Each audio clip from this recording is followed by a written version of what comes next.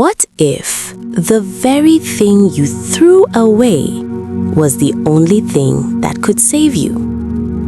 Today, I'm going to tell you the story of Chibueze, a proud man from the village of Oguta, who looked at 7 blessings and saw only shame.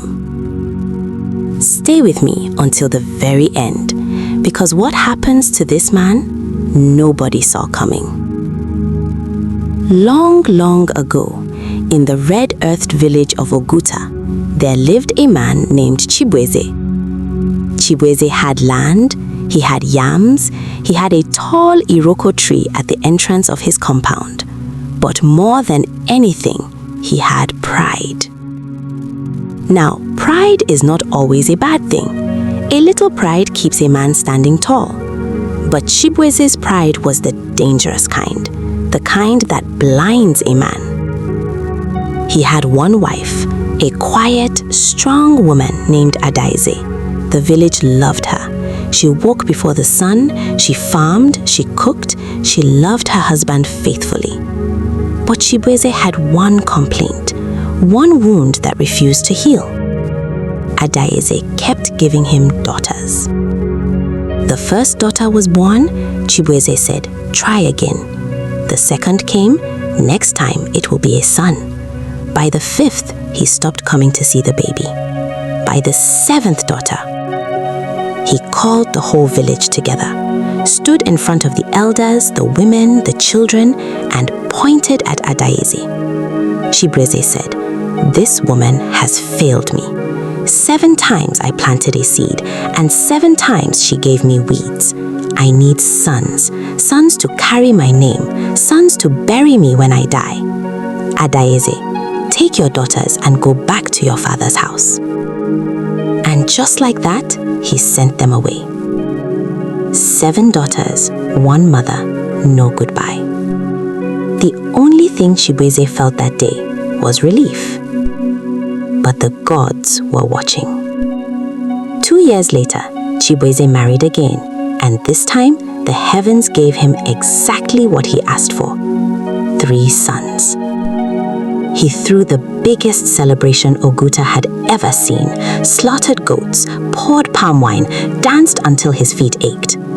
Chibueze declared, "Now I am a man. My sons will be my pride. My name will live forever." But here is what Chibueze forgot to do. He forgot to raise them. When they were rude to elders, he laughed. When they refused to work, he said, "My sons will not suffer." When they caused trouble, he called it the spirit of a warrior. He gave them everything they wanted. He corrected them for nothing. And slowly, like termites eating the root of a great tree, his sons were rotting from the inside. Now, let us go back to Adaeze. When she was sent away, she walked back to her father's house with 7 little girls and nothing else. She cried, of course she cried, but Adaeze was not a woman who stayed on the ground. She looked at her 7 daughters and said, "The world may say you are nothing because you are girls, but I say you are everything, and I will raise you to prove it." And she did exactly that. She taught them how to trade, how to heal, how to farm, how to lead. But more than any skill, she taught them how to treat people with honor. Years passed. Those 7 girls became 7 remarkable women. They built good homes, they took care of their mother. The whole village began to talk about them. Have you seen Adaeze's daughters? Their mother raised them well. And every word of praise that reached Oguta was a quiet reminder of what Chibueze threw away. Now, the sons. The firstborn gambled away his father's farmland. The second brought so much shame that the village elders called a meeting because of him. Not once, not twice, 3 times. The third, the one Chibueze loved most, vanished. Nobody knew where he went. Chibueze, this proud man, found himself alone. His land was almost gone. His name, the name he was so desperate to protect, was now spoken with pity. Ah, Chibueze, did you hear what his son did again? One evening, he sat under the iroko tree in his compound. Quiet, too quiet. No wife, no grandchildren, no laughter. Just an old man and his regrets. Chibueze whispered to himself, "I threw away gold and kept stones." Then a drought came to Oguta. Crops failed. People were hungry. And in the middle of that suffering, one woman opened her barns and started feeding the village. Who is this? Where is this help coming from? The answer? Nogozi, Adaeze's daughter. Then came word that Chioma was treating the sick for free.